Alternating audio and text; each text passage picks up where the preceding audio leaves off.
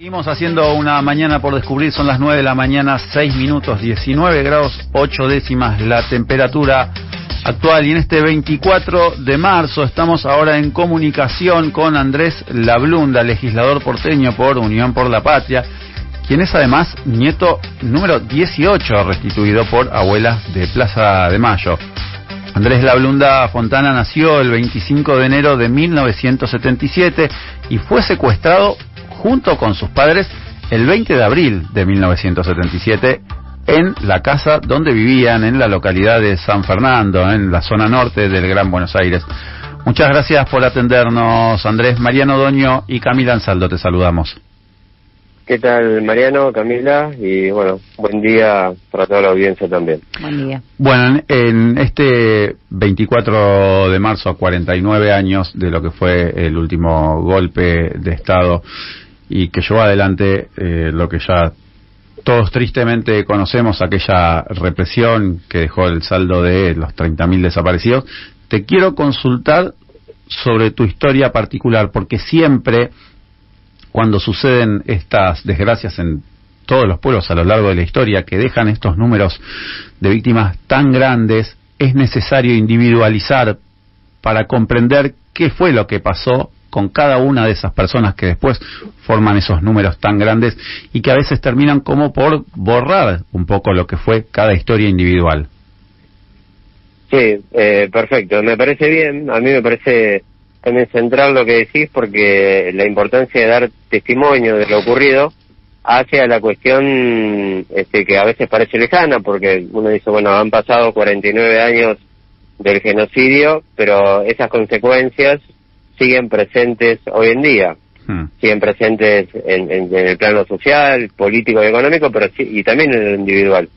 Y en relación a mi historia, bueno, como vos bien relatabas al comienzo de la entrevista, si hay ruido porque estoy justo en la ESMA. No, pero se te escucha bien, se te escucha bien. Se escucha bien. Mis padres, yo fui secuestrado junto a mis padres allá por el año 1977, yo tenía 3 meses de edad, y desde ese momento a mis padres no los vi nunca más.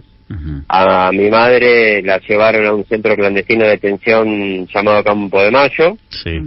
Y a mi padre no sé el destino. Nunca pudiste saber, nunca se pudo reconstruir esa historia. Intenté reconstruirlo, pero el único dato que tengo es hasta que salió del departamento secuestrado por el ejército. Uh-huh. Y no tengo ninguna información más. Uh-huh. Posteriormente a eso, durante el secuestro, los militares me dejan en un departamento de enfrente, a donde vivíamos con mis padres en ese momento, y me recibe una familia que posteriormente me adopta. Esa familia era un matrimonio muy joven, que no tenía vinculación con las fuerzas de seguridad, y va a la justicia, primero a la policía y después va a la justicia a declarar lo sucedido, y en la propia policía le dice, bueno, lo mejor que puede hacer con este niño es quedárselo. Eso le dice a la policía, y de alguna manera después la justicia avala ese relato. La justicia no hace las averiguaciones que debería haber hecho para dar con mi verdadera familia, y convalida posteriormente una adopción.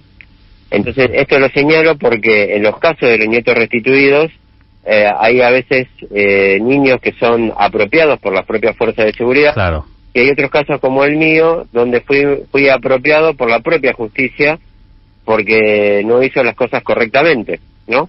Ahora, en mi caso sería una apropiación. Volvé porque no entendí bien cómo es que te dejan en la casa de unos vecinos.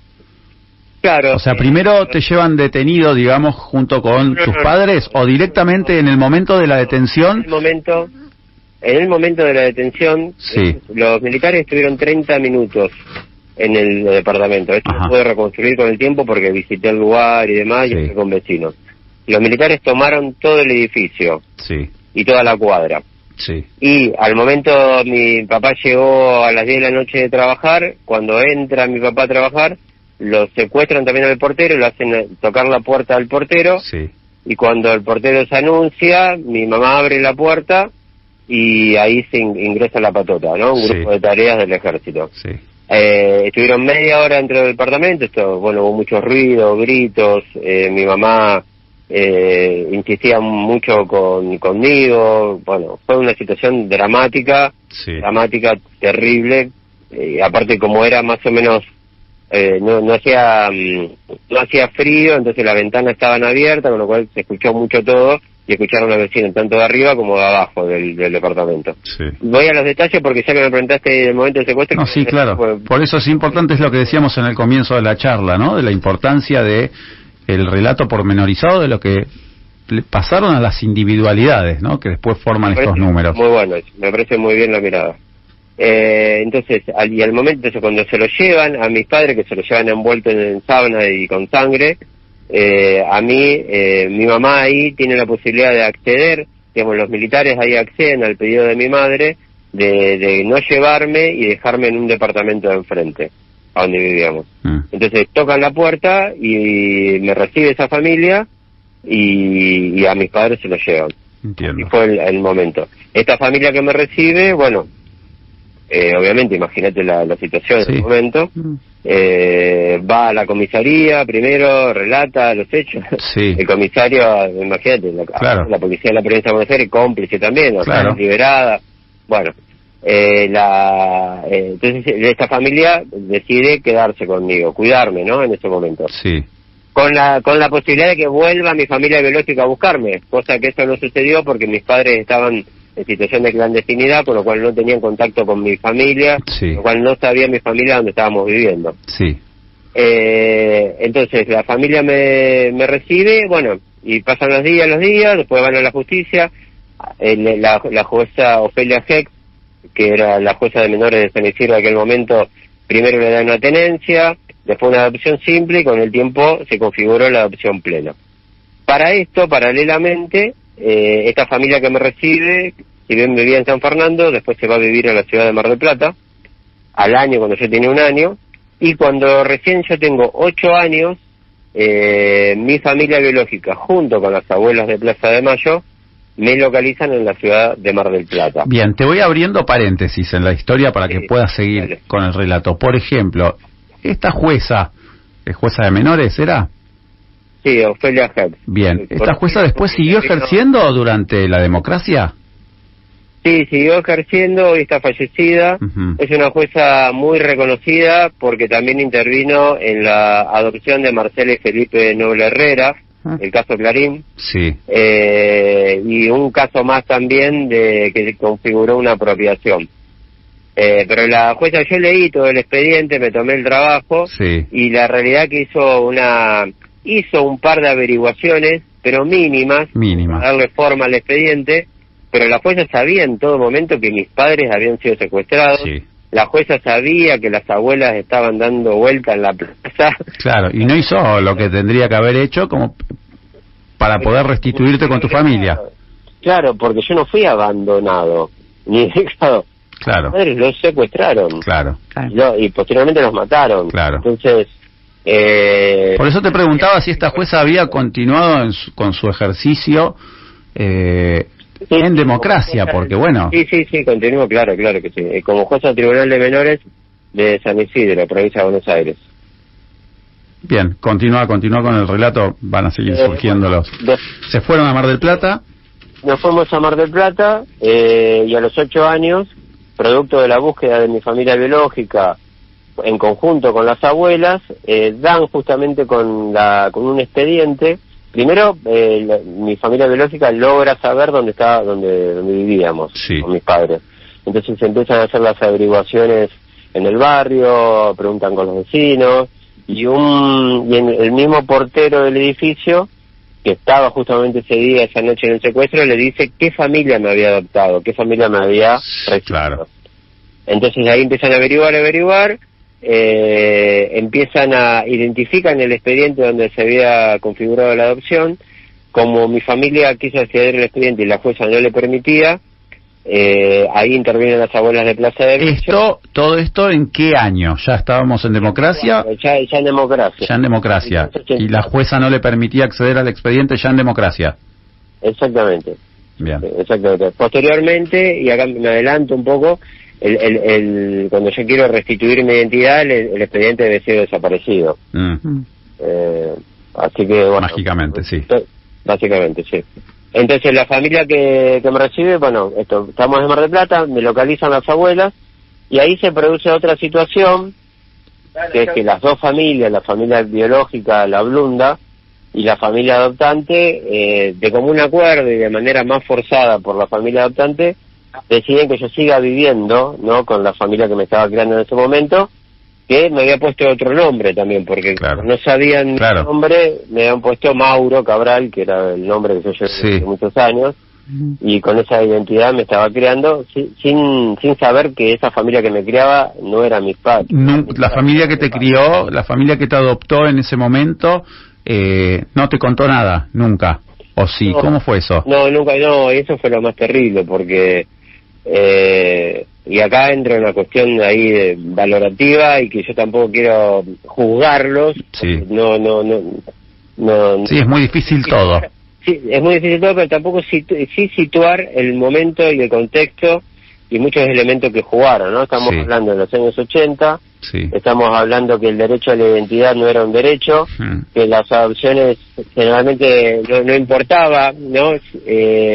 Tu identidad, si no importaba cómo estaba siendo creada en ese momento. Entonces la realidad que esta familia que me estaba criando, si bien con muchas limitaciones económicas, pero con mucho amor y mucho afecto y mucho cuidado, pero estaba configurando ahí la violación de lo que posteriormente fue un derecho, que es el derecho a mi identidad, porque nunca no me dijeron quién yo era, ni que tampoco era adoptado de esa familia, porque por lo menos si me hubiesen dicho que era adoptado, yo también hubiese podido vivir y reconstruir una relación distinta, por ejemplo, a la que tengo hoy. Pero bueno, sí, lo sé. No, consultarte, bueno, en el momento en el que vos tomaste conciencia sobre tu identidad, todo lo que había pasado, siguiendo en línea con este relato que estás haciendo, también, ¿en qué momento decidiste empezar a participar activamente en las organizaciones de derechos humanos? Bueno, yo estoy bien, por eso continúo el relato que dale. Por favor. Se cierra porque sí. Años. Cuando me localizan las abuelas, yo tenía 8 años, y las dos familias de común acuerdo, pero de manera forzada por la adoptante, deciden que yo siga viviendo con ellos en Mar del Plata. La familia que me estaba criando hasta ese momento, yo tenía un hermano de crianza un año más chico. También hay que ponerse, por eso digo, hay que situarse siempre en el momento. Es difícil a un niño de 8 años, yo tengo de hecho una hija de 8 años. Claro, te pones en los zapatos ahora y decís, qué difícil. Sí, es difícil. No es, por eso no me gusta juzgar desde hoy, sino que juzgar situado en ese momento. Si se vale la palabra juzgar. Entonces, seguí viviendo yo con ellos, pero ¿qué pasó? La promesa o el contrato, de alguna manera implícito, era que me cuenten en algún momento quién yo era. Sí, la verdad. ¿No? Y ahí también la justicia no acompañó, porque esto, cuando me localizan, van a la justicia, van al juez, a otro juez donde ya había tramitado, la causa lo había pasado de San Isidro a Mar del Plata, y el juez tampoco lo juntó, y le digo, bueno, díganle al niño que la verdad, etcétera. También ahí fue cómplice. ¿Año de todo esto ya? Ahí 84 a 85. 84 a 85. Bien. Pero bueno, y ahí pasaron muchos años, yo seguí criándome con esa familia, siendo Mauro, sin saber mi verdadera historia, hasta mis 20 añeste Hasta tus 20 años. Hasta mis 20 años, hasta mis 20 años. Pero vos, la adolescencia, ¿cómo la empezás a transcurrir respecto a este tema? No, sin saber. Sin saber, pero nada. Pero sin tener algún acercamiento a las cuestiones políticas, sin tener alguna... no quiero decir preocupación, sino duda, al menos, sospecha de algo. Había sospechas, había dudas, pero no me las cuestionaba, no me las cuestionaba. La realidad también es que la familia que me crió, si bien no pasamos situaciones extremas de pobreza, pero fue una familia muy golpeada en los años 90, y la verdad que mi preocupación en ese momento era más sobrevivir. Claro. Porque por eso digo, hay que ponerle en contexto y en lugar las cosas y por qué se toman las decisiones. Entonces yo trabajo desde muy chico, yo empecé a trabajar a los 13 años, más o menos, pude, gracias a la educación pública, hacer el secundario, después con mucho esfuerzo también ir a la universidad pública. Sí. Y justamente cuando yo tenía 20 años, a los 20 años me entero de mi historia, y me entero por una prima biológica mía, que me visitaban, porque ¿qué pasó también? Mi familia biológica me visitaba al Mar del Plata, pero yo no sabía que era mi familia. ¿Y cómo es que te visitaban sin que sepas? ¿Cómo era ese vínculo? Y armaron un relato, como que eran unos parientes lejanos que me iban a visitar a Mar del Plata cada tanto. Entonces cada dos años venía, aparte como eran de Junín. Claro, eran como unos primos lejanos que aparecían. Lejanos que aparecían en las temporadas en verano, como claro. Entonces, bueno, se daba todo, bueno, venían a la playa, esto es Mar del Plata, ¿no? Sí. Venían a la playa, me visitaban a mí, a lo loco que me venían a visitar a mí, y por ejemplo no a mi hermano de crianza, entonces era como una situación, a mí ahí ya algo me hacía. Claro. Pero tampoco, digamos, discutir la afiliación no es fácil, No, pero por supuesto que no. No, yo sentía que no me parecía a ellos, después con los años me fui identificando mucho más elementos de distancia, de la manera de pensar, del hacer, de cómo la vida. Había una cuestión de muchas diferencias, pero igual no me la cuestionaba, porque acá el vínculo al cual uno debe revelarse es a la construcción del afecto. Claro, que también es muy difícil para uno, o sea, para vos en este caso, decir, replantearse todo eso y decir, bueno, pongo en juego toda mi identidad de lo que es hasta ahora construida en lo que son los afectos más profundos, que son más primarios. Claro, tus padres y tu hermano. Mi hermano, y después tuve una hermana también, y mis abuelos, claro, y mis primos, y mis vecinos, y mis amigos. Es un vértigo que es muy difícil de enfrentar. Es muy difícil de enfrentar. Pero bueno, cuando yo me entero, cuando mi prima me lo cuenta, un verano en Mar del Plata, año 98, también hay que situarlo, año 98, y leyes de impunidad vigente. Cuando me cuenta mi prima, me cuenta dos cosas mi prima. Me dice, que yo no sabía que era mi prima tampoco. Me cuenta, dice, bueno, dos cosas. Una, que soy adoptado. Que fue el golpe más grande que yo sentí ahí, porque claro, así, tus padres no son tus padres. Tu prima se ve que no aguantó y dijo, lo voy a contar yo. Claro, rompió ese pacto de manera forzado entre la familia y explotó. Una vez en Junín, salimos a la noche y te lo dijo. Y me lo dijo, y me dijo dos cosas: que era adoptado y también que mis padres estaban desaparecidos. Así. Y después se fue. Y se volvió a Junín. Y yo al otro día, bueno, quedé así como, quedé choqueado. Me imagino. Noticias que te desestabilizan. Y lo primero que hago, bueno, llamo a las abuelas. Porque ella me cuenta la historia y dice, bueno, te localizaron las abuelas. Digo, llamo a las abuelas de Mar del Plata. Y ahí sucede un hecho que siempre lo cuento en las charlas que doy, muy fuerte, porque agarro el teléfono, busco la guía, ¿no? Como era antes, la guía telefónica, me grita Segarra, una abuela hoy fallecida de Mar del Plata, y agarro el teléfono y le digo, hola, negrita, ¿sí? ¿Qué tal? Habla Mauro Cabral, le digo. Y ella del otro lado, y muy determinantemente, me dice, hola Andrés, ¿cómo estás tanto tiempo? Mira, me dijo. Impresionante. Y todavía se me pone la peli gallina, porque yo me acuerdo que fuera hoy, yo me quedé en silencio, no entendía nada, porque me había dicho, mi prima me dijo que yo me había llamado Andrés, pero Andrés era un nombre muy lejano para mí en ese momento, entonces casi inexistente. Y me lo dijo así, bueno, inmediatamente a los 2 días me junté con ella. Ella es la primera que me da una foto de mi papá, y cuando veo la foto de mi papá fue encontrarme yo en una foto, porque esa foto era una foto de mi padre casi con la misma edad que yo. Claro, te reconociste en facciones. Exactamente, fue verme en una foto, fue algo fuertísimo, y desde ahí empecé la reconstrucción, lenta. Después me fui de Mar del Plata, me recibí, me fui, con una excusa de hacer un posgrado en Buenos Aires. Yo nací en la ciudad de Buenos Aires, pero tampoco lo sabía, yo tenía otro relato, otra historia. La mujer que me crió había armado todo un relato de hasta cómo me había parido. Claro, todo. Había armado toda una mentira. Gigante. ¿Y tu vínculo con ellos? Y mi vínculo con ellos tuvo vaivenes. Yo cuando decido irme de Mar del Plata ya empiezo lentamente a tomar distancia, pero no solamente de ellos, sino de toda mi historia y de todos mis vínculos y de toda mi historia con Mar del Plata, mis vínculos afectivos. Necesitaba tomar distancia y ir resignificando eso. Pero hasta ese momento yo era Mauro Cabral y ni dudaba en ser Andrés. No. Entonces fue un periodo largo de muchos años, de los 20 hasta los 30, fueron 10 años de reconstrucción de mi historia.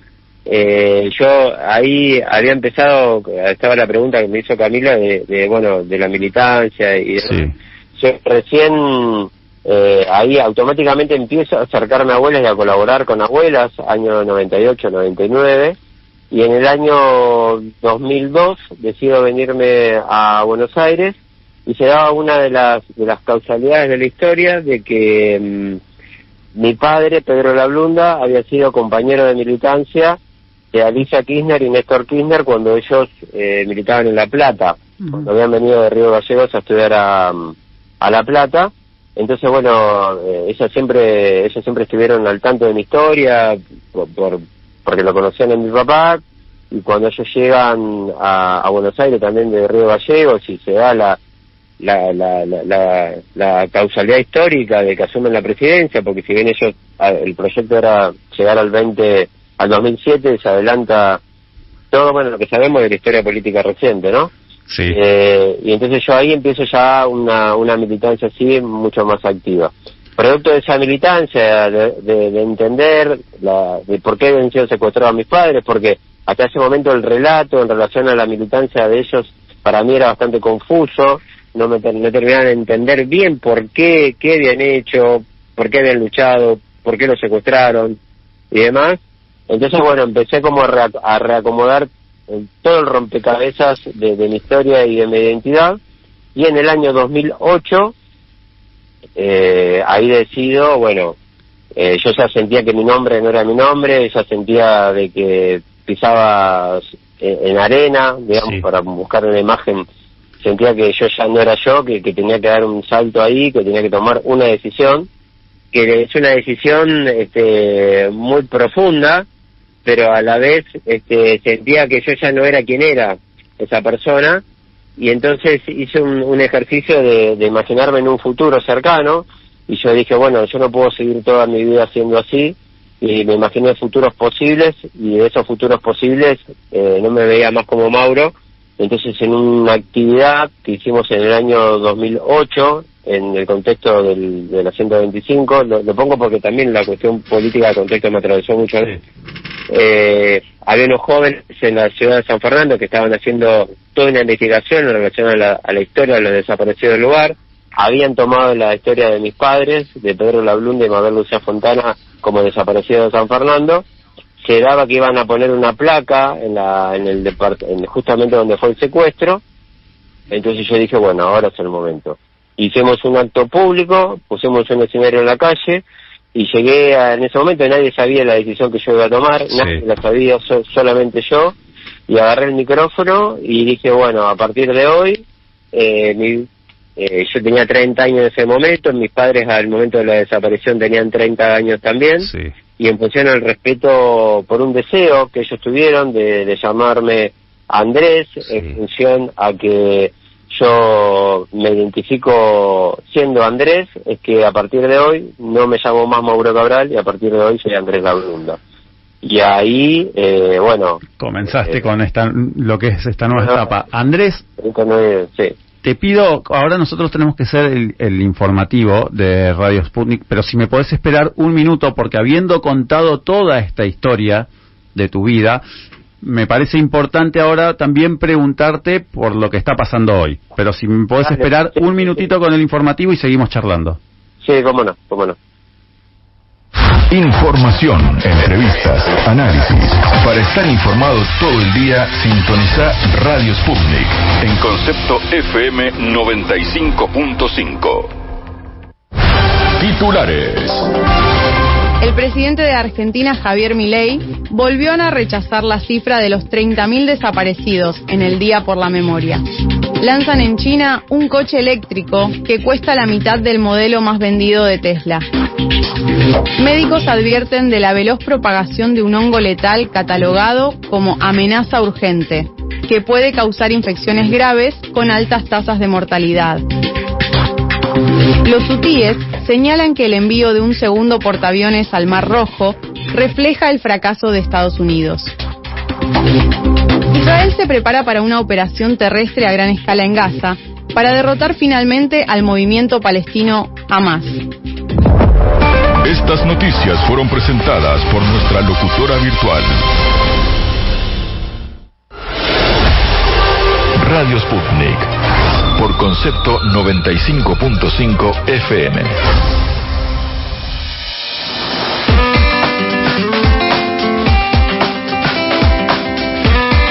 Seguimos en comunicación con Andrés Lablunda, quien es legislador porteño por Unión por la Patria y es uno de los primeros nietos recuperados, el número 18 de los nietos restituidos por abuelas de Plaza de Mayo. Que bueno, Andrés, nos estabas contando justamente todo ese derrotero desde el momento en que secuestran a tus padres y vos pasás a formar parte de otra familia. ¿Cómo te enteraste después de tantos años de toda tu historia y pudiste reconstruir tu verdadera identidad? Y hoy, que justamente es 24 de marzo, te quiero preguntar cómo amaneciste después de haber, o calculo que ya lo habrás visto, el video que publicó el gobierno respecto de esta fecha conmemorativa. Sí, el demonio único. Sí, sí, lo vi muy temprano. No me sorprende, es la línea argumental que tiene un sector, porque es un sector minúsculo que hoy es gobierno, pero que tiene un objetivo. Esto creo que tiene que quedar, tiene un objetivo, porque todo el mensaje que dan de esto de la memoria completa, que hubo un demonio, según ellos un demonio único, pero hubo otro demonio que no fue juzgado, que no es conocido, que no se sabe qué hizo, tiene un único sentido, que es relegitimar el accionar represivo de las fuerzas de seguridad de aquel momento, para aplicarlo hoy. ¿No? Sí. Porque cuando decimos, bueno, ¿cómo traemos hoy ese pasado al presente y por qué estamos discutiendo ese pasado? Claro. Porque en ese pasado hubo un accionar represivo que tuvo un objetivo directo, que es la implantación de un modelo económico en el marco de una transición del capitalismo de aquel momento, que hoy también en un marco de transición hasta civilizatoria, de este nuevo ingreso de la civilización en el marco de la multipolaridad, encuentra la Argentina en un momento y con un gobierno que alinea o quiere alinear el modelo económico en un sentido, ¿no? Entonces, para aplicar esas mismas políticas que fueron aplicadas en el 76 necesitan de un modelo represivo, autoritario y feroz como el que están llevando adelante hoy el gobierno de Javier Milei. Entonces, ese es el sentido político de por qué van por ese tipo de discurso que tiende a poner una mirada que intenta justamente relegitimar un accionar que fue genocida. Por eso nosotros siempre decimos que yo particularmente no uso el término terrorismo de Estado, sino que uso el término genocidio, de que hubo 30.000, y el 30.000 no es un número, sino que es una construcción simbólica para reflejar lo que sucedió en ese momento y por qué sucedió, y por eso hoy yo ahora justamente estoy acá enfrente de las ESMA, uno de los principales centros clandestinos de detención que tuvo el aparato represivo, para dar señal de que esto no puede volver a ocurrir, porque necesitamos saber dónde están los 30.000 desaparecidos. Eso es lo completo de la historia que aún no está, lo incompleto de la historia. Necesitamos saber dónde están los 300 nietos que aún faltan localizar, y más que todo denunciar ese hecho trágico que sucedió hace 49 años, fundamentalmente para que no vuelva a ocurrir. Y ellos de alguna manera habilitan ahí un discurso para que eso vuelva a ocurrir, ¿no? Andrés, y para finalizar, contanos qué esperan para la marcha de hoy, que este año particularmente va a ser una marcha única, en qué horario van a estar llegando en Plaza de Mayo para quienes se quieran acercar allí. Sí, esto es muy importante, que la marcha sea única, porque justamente lo que hay enfrente, digamos, y hoy de manos del propio Estado, es un modelo autoritario de corte fascista en términos de una práctica social que se dio fundamentalmente después de la pandemia, con las consecuencias de la pandemia, el desorden en la salud mental de la población, la ruptura de los vínculos sociales, la debilidad de nuestro sistema democrático, cómo el Estado se intenta boicotear y destruir al propio Estado. Bueno, tenemos un ataque letal a la democracia. En ese ataque, la movilización popular, la participación, la conciencia histórica, las banderas de memoria, verdad y justicia, tienen que estar en la calle. Por eso, que la marcha hoy también sea unificada da cuenta de que el pueblo está tomando conciencia de lo que hay enfrente y por lo que vienen. Por eso es muy importante hoy que todos nos encontremos. El acto será a las 16 horas, nosotros empezamos a marchar ahora de acá desde la ex ESMA, pero esperamos que la movilización sea masiva en defensa de la democracia y en contra de prácticas autoritarias, violentas y de corte neofascista como la que estamos viviendo en la Argentina, ¿no? Andrés Lablunda, legislador porteño por Unión por la Patria y nieto número 18 restituidos por abuelas de Plaza de Mayo. Muchas gracias por esta comunicación con Una Mañana por Descubrir aquí en Radio Sputnik. Bueno, gracias particularmente por haberme dado el tiempo a callarme sobre mi historia. Hacía mucho tiempo que un medio no me indagaba en algo tan sensible para mí que yo nunca lo tomé en términos individuales porque siempre entendí que la identidad es una cuestión colectiva. Así que gracias por eso. Por favor, que tengas un muy buen día.